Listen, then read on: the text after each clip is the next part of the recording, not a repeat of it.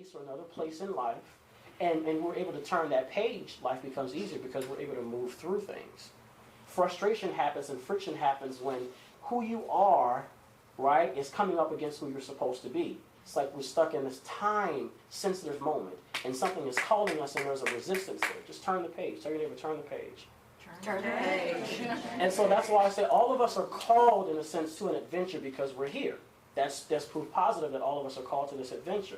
To do something out of the norm, whether it's starting a new business, or in a risky economy, or getting married, or loving again like it's the first time. But while we're on that adventure, and after we have received that call, one of the things that we forget is this idea that life, or this mystery in and of itself, is what's pulling us forward in a deeper and richer way, almost as if this life is living through us. And in that instance, we realize that idea that what we are looking for is what is looking. Let me say this again. The sooner that we can realize that what we are looking for is what is looking, life becomes easier as well. This is a quote borrowed from Rumi. St. Francis of Assisi, excuse me. What we are looking for is what is looking. Right now, look at me. Now, look at your body. Pay attention to your feelings. What do you feel? Pay attention to your thoughts. What is doing the looking? What is experiencing the thoughts? What is experiencing the feelings? This same God self, this same overarching principle, this nameless, faceless, formless you. And this is the same sense of I that we all are experiencing. Can we say amen to that? Amen. 2 years ago, you were in your home, 12 o'clock at night, sleeping, hopefully. 3 years ago, you were in your home, 12 o'clock at night, sleeping. Can't really recall what happened, what went on throughout the day. All you know is I was there.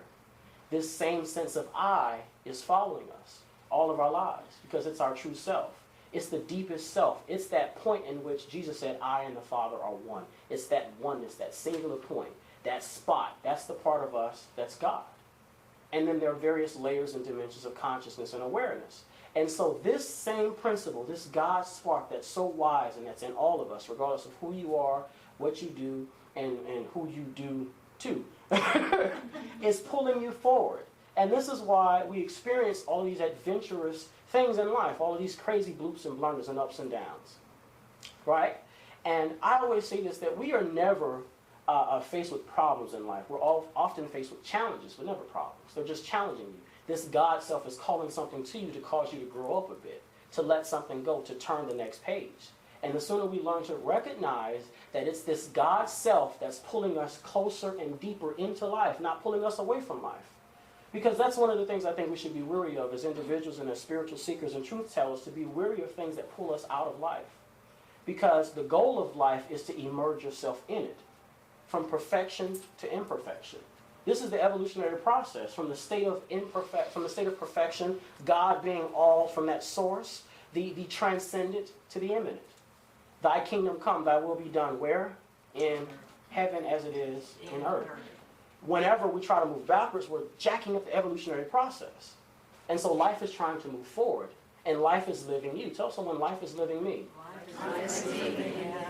And let me say this about crossing the threshold. We really have not begun to live life to our depths until we've crossed the first threshold. Now, life will cause us to cross thresholds every now and then, whether we want to or not. Some folks call it the changes of life. Adults, males, they go through their changes too. Whether you want to or not, your body changes, hormone fluctuates. Saw that. Your hormones fluctuate. But you're called to certain evolutionary processes whether you want to or not. What I'm drawing your attention to is this awakening beyond what your natural biology is calling you to. This awakening of the mind, of the soul, of the spirit. It makes your relationships more fruitful. It makes life more blissful. It makes school easier because you're more conscious and you're aware of your living. Thich Nhat Hanh, who's a Buddhist monk, everybody take a deep breath, in through the nose, out through the mouth. Thanks for the cue. Because information has to be metabolized. And so, as I was saying, Thich Nhat Hanh says to be careful how you walk on the back of Mother Earth, you know? Peace with every step. Take your time, right? Take your time. Because what it does, it draws your awareness into your actions. It makes you aware of the conversation you're having so that nothing else exists around you, so that your attention is focused on that other person. Because what they're doing is they're transferring a part of their soul to you, to borrow from Sigmund Freud. Jalal ad-Din Muhammad Balki. I wasn't trying to be fancy. That's his name. And it took me 2 hours of watching YouTube to figure out how to pronounce his name. So I'm not that smart, right? Rumi. Everybody say Rumi. That's his real name. Listen, I didn't name him. You got to take that up with his mama. A wonderful poet from the 13th century. He put it like this. He says, I've danced on the lip of insanity, wanting to know reasons. I knocked on the door opens. I realize I have been knocking from the inside of my own heart. What does that mean? It's beautiful, very beautiful. This ever-unfolding mystery that we call life is a journey on the outside, but it's also a journey of the heart.